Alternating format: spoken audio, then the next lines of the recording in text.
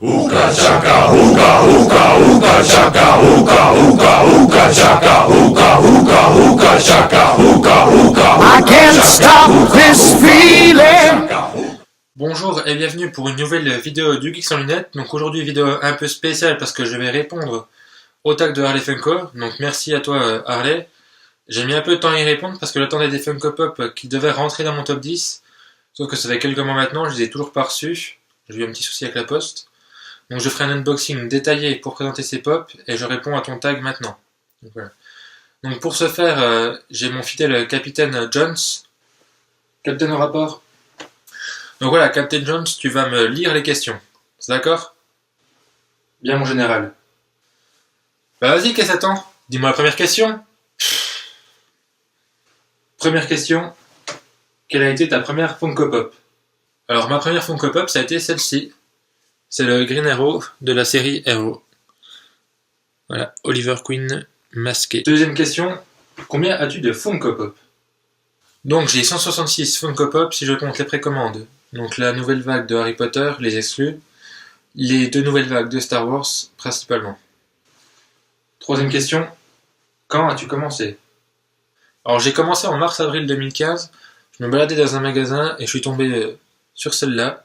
Donc je l'ai pris parce que j'adorais la série. Et bah de fil en aiguille, bah maintenant j'en ai 166.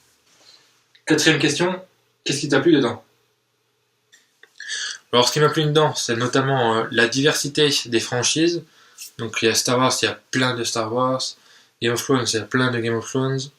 Tous les films, toutes les séries, enfin il y a vraiment beaucoup de choses. Ensuite leur tête, la grosse tête toute mignonne et le petit corps, ça m'a vraiment plu. Ensuite le prix, alors c'est sûr, c'est 15 €, entre 12 et 15 € en France, pour les plus simples. Mais si vous allez sur des sites US, c'est entre 5 et 10 $ la pop.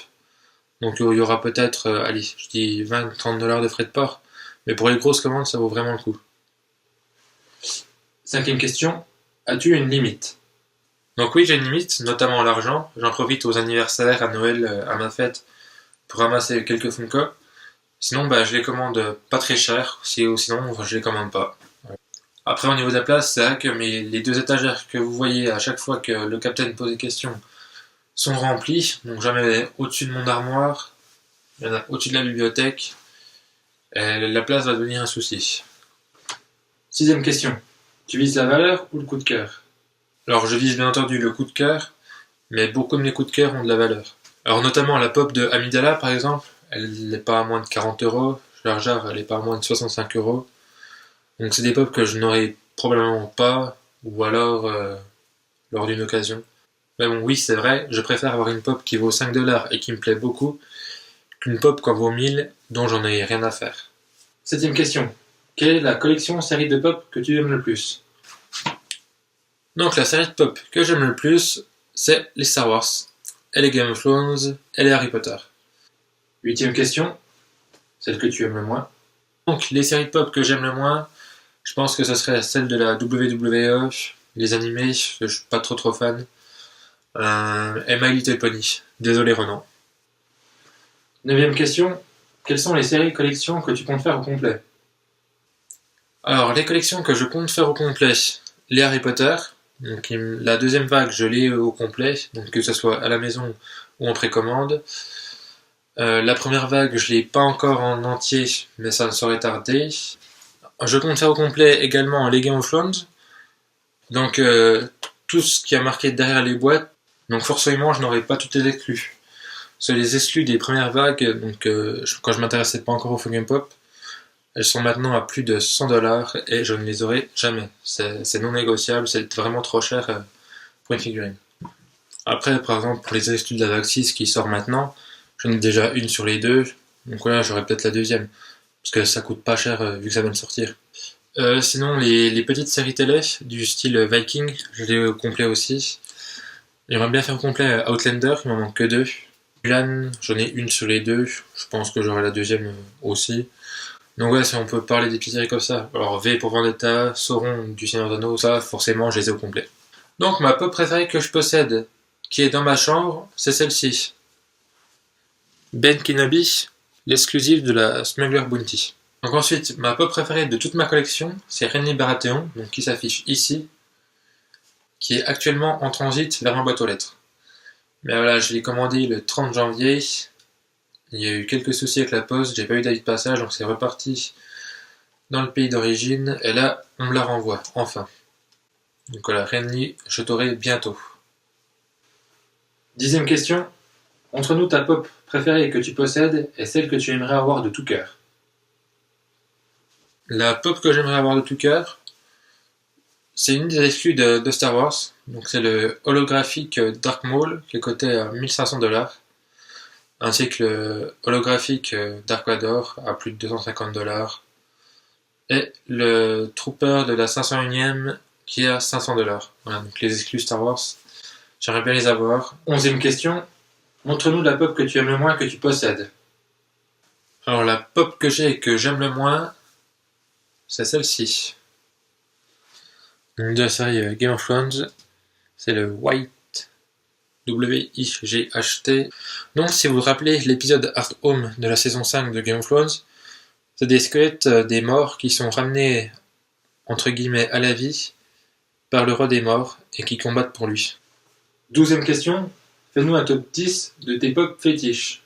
Ça a été très difficile de faire un top 10. Il y a beaucoup de pop que j'adore qui ne sont pas dans ce top 10, mais si je m'étais écouté, j'aurais fait un top 160, donc c'était pas la peine. Donc voilà, en 10e position, le garde gamoréen,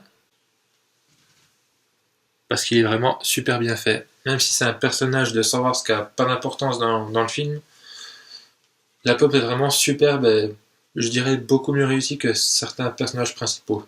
9e position, Jamie Fraser de la série Outlander. En 8e position, Lady Sif de Thor 2. 7e position, c'est Bumblebee de la saga Transformers, il est vraiment trop mignon. En 6e position, Greywind, une exclue Underground Towers de la série Game of Thrones, donc c'est le Direwolf de Robb Stark. 5e position, c'est Stitch, expérience 6 de 6, avec les pistolets et ses 4 bras, ainsi que ses antennes. 4e position, Hermione, du bal de Noël, de la 2e vague Harry Potter. Je l'avais déjà présenté, mais notamment au niveau de la coiffure, ça m'a vraiment bluffé. Elle est vraiment super jolie, d'où cette place dans mon top. 3e position, donc je suis forcément influencé par mon amour du personnage dans la série, c'est Robb Stark. En 2e position, une des plus belles pièces de ma collection, Thorin Oakenshield du Hobbit. Et donc, en première place de ce top, Obi-Wan Kenobi, interprété par Alec Guinness. C'est juste le personnage le plus classe de Star Wars. 13e question, quelle pop regrettes-tu de ne pas avoir acheté et que tu ne trouves plus maintenant? Donc la pop que je regrette de ne pas avoir acheté, je la trouve encore, mais pas au même prix, c'est celle de Chewbacca, version hot, donc avec la neige dans les cheveux. Je trouve à 15€ dans mon Intermarché, sauf que j'avais pas d'argent sur moi. Je suis retourné après, mais il n'y était plus. Et sur Internet, je la trouve pas à moins de 27, donc voilà. 14e question, elle n'existe pas, mais tu aimerais beaucoup que cette pop soit fabriquée. Laquelle? Alors la pop que j'aimerais bien avoir, mais qui n'existe pas encore, alors ce serait sûrement déjà en premier celle du Seigneur des Anneaux. J'aimerais bien un Legolas abordable en prix, donc pourquoi pas un Legolas du Seigneur des Anneaux. Gimli, Éomer, Aragorn, Théoden, enfin il y a vraiment une bonne série de pop à faire sur le Seigneur des Anneaux. Donc notamment d'autres du Hobbit, pourquoi pas en Black Box par exemple, voilà, qui serait beaucoup moins cher que les originales. D'autres de Star Wars comme Ahsoka Tano, Obi-Wan Kenobi version Ewan McGregor, Anakin Skywalker.